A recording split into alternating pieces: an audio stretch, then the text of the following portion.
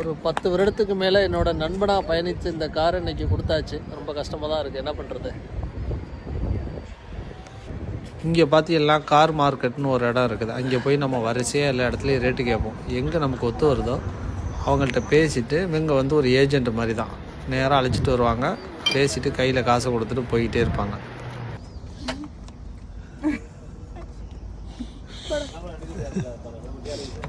காரை விற்கிறதுனால அழுதுகிட்டு இருக்குதா பாருங்க.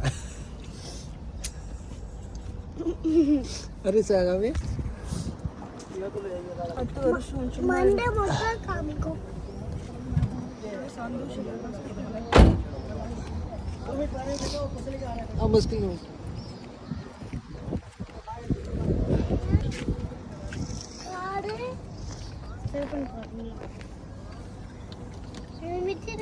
பார்க்க முடியாதா?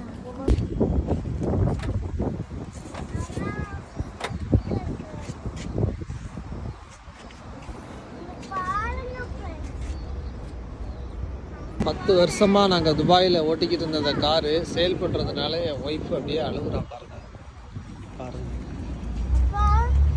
அம்மா என்னடா பண்ணுறேன்.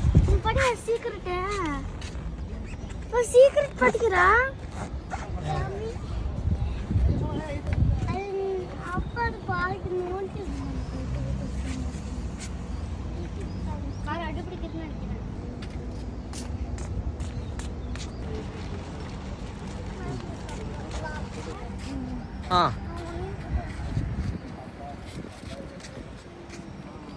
காரை சேல் பண்ணிவிட்டு டாக்ஸியை பிடிச்சி ஏறியாச்சு.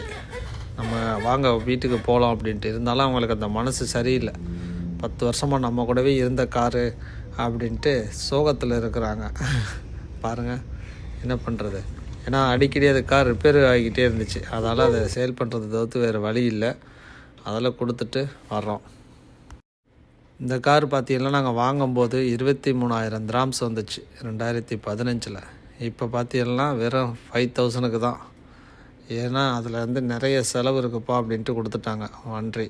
அடுத்த வீடியோவில் பார்க்கலாம்.